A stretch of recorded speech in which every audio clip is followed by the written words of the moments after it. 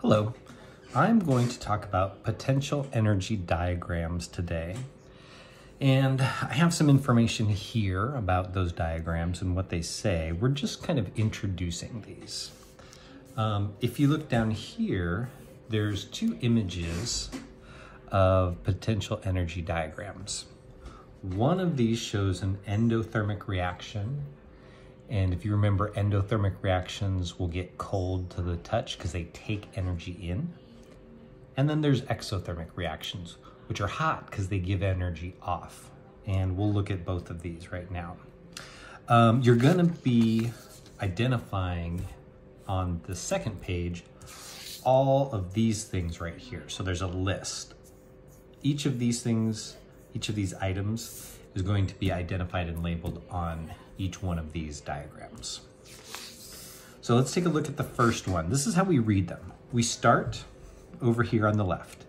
So in a chemical reaction, these are our reactants. And for a reaction to take place, you have to reach what's called the activation energy. So you have to have enough energy, which comes up to this point, to proceed with the reaction. After that, the energy level drops back down, either higher or lower than where we started. So if you look at this point, the reaction starts to take place.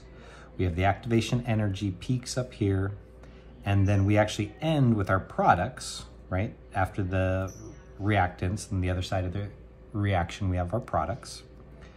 And in this case, it's higher. So that means this amount of energy from where we started to where we ended was absorbed. Since it was absorbed, that's endothermic reaction.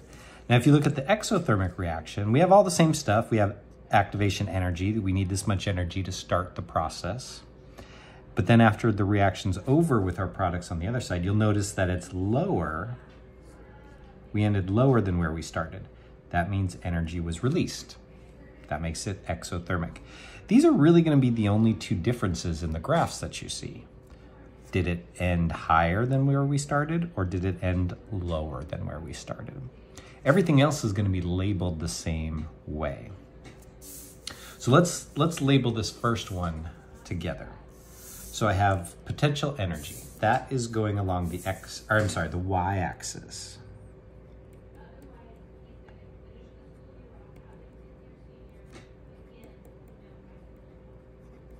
So potential energy along the y-axis. Now the x-axis, we want the direction of reaction.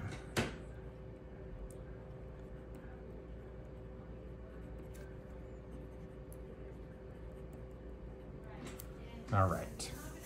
And we just go down the list. Our reactants, that's what we start with. That's at the beginning of this line. These are our reactants. You know what? I'm going to put this below.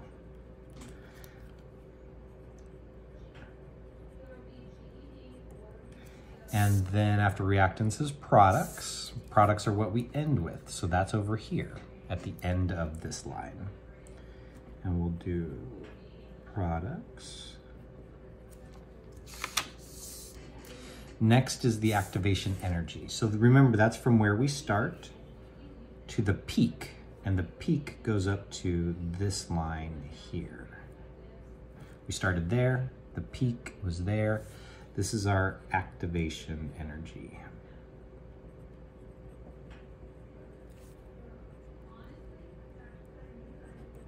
All right. And this matches the images that we saw here, right? We're doing the same thing of what we saw here. After activation energy, I need to find, was energy absorbed or was it released? And from where I started to where I ended, that is from here to here. Started on this line, ended on this line. That's energy. Since it's higher, that's absorbed. So we're gonna say energy absorbed. Now, last thing we gotta do is identify endothermic or exothermic. If it was absorbed, that's endothermic. And I'm gonna write that up at the top. And I'm gonna circle that. I want you to circle endo and exothermic, whichever one it is, okay? So this is what the first diagram looks like. Now, rather than take that whole time to do the second one, I want to give you another example. So you can take a look at this one. This is the second example. This is gonna be an exothermic reaction. And you can copy mine or do it on your own. This gives you a little guide to look back on. Okay, hope that helps. Thank you very much.